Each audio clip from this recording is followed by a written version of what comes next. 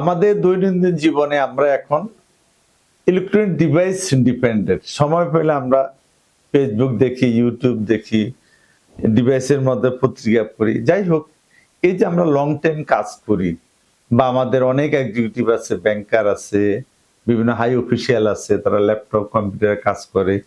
সেই জন্য আসলে বেশিক্ষণ যখন আমরা কাজ করি তখন আমাদের চোখে এক ধরনের সিক্রেশন থাকে, যেটাকে আমরা টিয়ার ফ্লুইড বলি। টিয়ার ফ্লুইডে স্বল্পতা দেখা দেয়। স্বল্পতার জন্য সারাদিন কাজ করার পরে বিকালের থেকে চোখ তখন যন্ত্রণা করে, ফরেন বডি সেন্সেশন, বার্নিং হয়, এই রোগীগুলো আমাদের কাছে প্রতিনিয়ত আসে। তা আমরা সেই আসলে এখন কাজের পরিবেশ, তখন আমরা ওই রকম যে কম্পিউটার, ইলেকট্রনিক ডিভাইস ছাড়া আমরা একটা মুহূর্তের জন্য আমরা চলতে পারি না।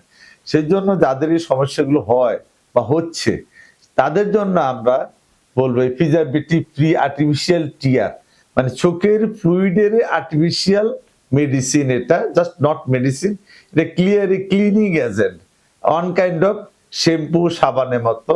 এটা যারা এই লং টাইম ইলেকট্রিক ডিভাইসে কাজ করি, আমরা কাজের ফাঁকে ফাঁকে এই ড্রপগুলো দুই চোখে দিব, এই চোখে এক ফোঁটা, এই চোখে এক ফোঁটা দিয়ে চোখটা হালকা করে বন্ধ রাখবো। তারপর আবার দূরে কোথাও তাকিয়ে একটু বিশ্রাম নিয়ে আবার আমরা ইলেকট্রনিক ডিভাইসে কাজ করব। তো এই প্র্যাকটিসটা যদি আমরা করি, তাহলে আমাদের চোখের শুষ্কতা, যেটাকে আমরা ড্রাই আই বলি, সেই ড্রাই আই সিনড্রোম থেকে বা ড্রাই আই যে সিমটম, সেটা থেকে আমাদের সম্মানিত রোগীরা আরাম পাবে এবং আমাদের চোখ ভালো থাকবে, সুস্থ থাকবে। আমরা লং টাইম কম্পিউটারে কাজ করলে আমাদের চোখের কোনো ক্ষতি হবে না। আমরা সবাই ভালো থাকি, চোখের যত্ন নিই।